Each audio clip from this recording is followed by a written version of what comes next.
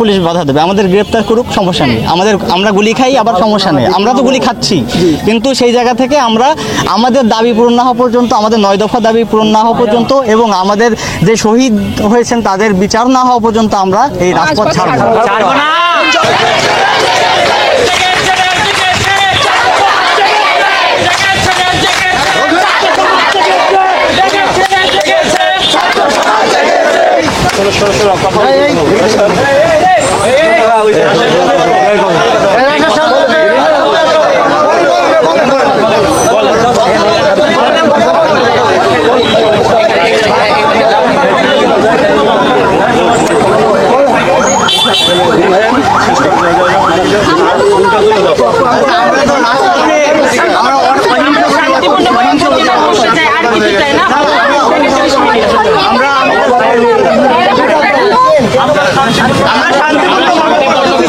গণতান্ত্রিক রাষ্ট্রে সবারই অধিকার আছে।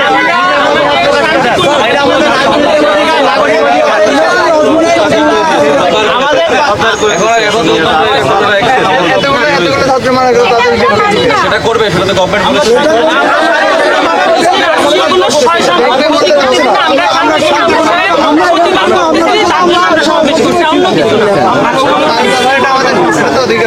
পুলিশ সবসময় আমাদের সাহায্য দাবি তো শেষ।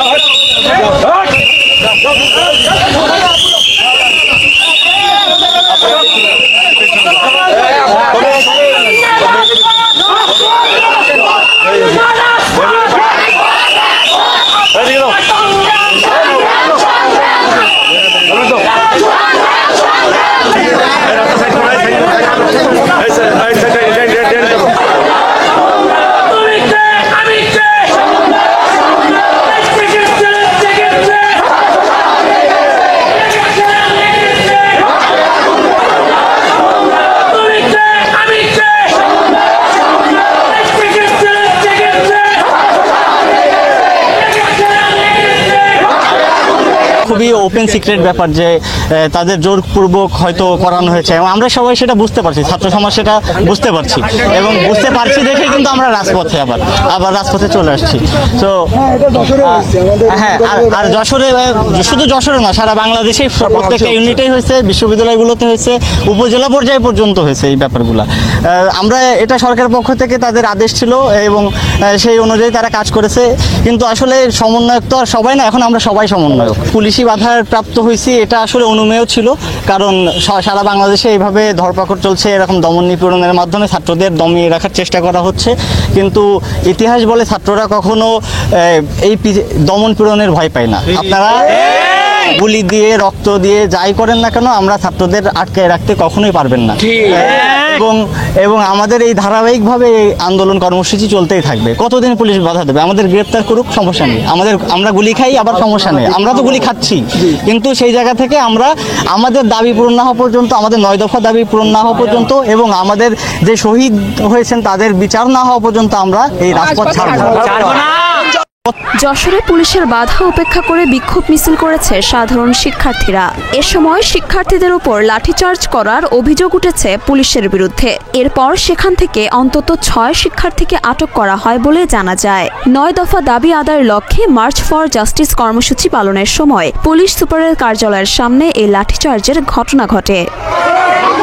Save Bangladesh students.